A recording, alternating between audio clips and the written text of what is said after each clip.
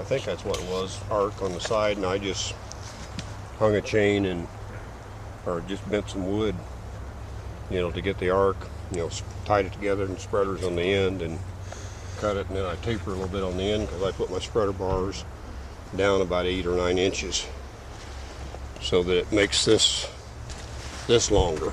I see. And that reduces compression on the trekking poles. I see.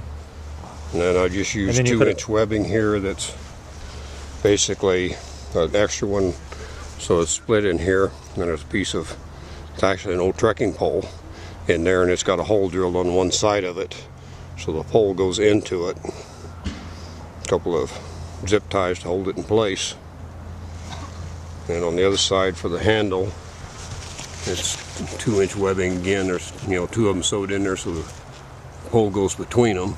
And it's got a pocket that fits in. I had trouble with the pole sliding out of the pocket, so I had to put an extra piece around it, and I didn't get that wrapped around there. I should be an extra 1-inch webbing to hold the handle so it doesn't slip out of the pocket. I had a little trouble with that before I did that. I didn't get that in around like I should have, but it stayed. And then you'll just go up to a triangle, ridge line, you know, basically so you don't get it stretched too tight. You know, it's not real critical. I had it loose.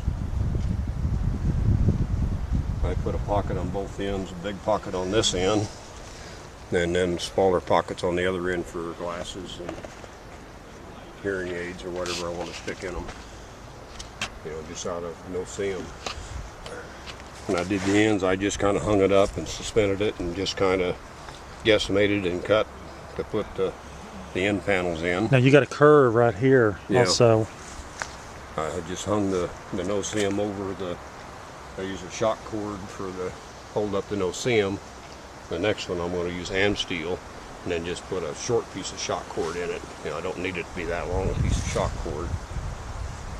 And I'll make, you know, the ridge line, I'll make it out of that stuff, you know, too. And then you have a double bottom in this also, it's right? It's a double bottom, so that I use a pad in the foot end for my feet, you know, so that it's smaller.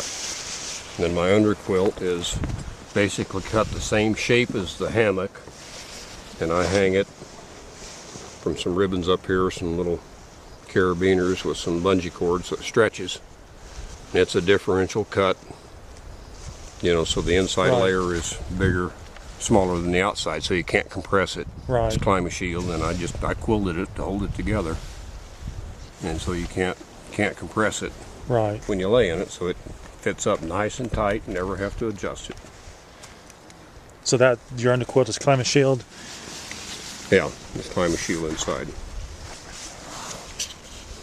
It's like 3 layers thick, so it's got, you know, the other night I had a problem feeling my back was clammy, but I had a cotton t-shirt, cotton shirt, and then sweatshirt on. I think the moisture just didn't get away from me. Now, on the material that you used for the underquilt, was it breathable or not breathable? It's just ripstop nylon from Walmart. Okay. So it's not treated with anything. I see. So it should breathe.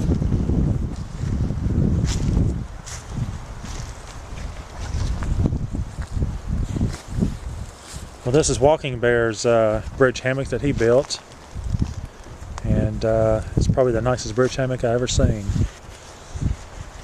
Thank you, WalkingBear. You're welcome.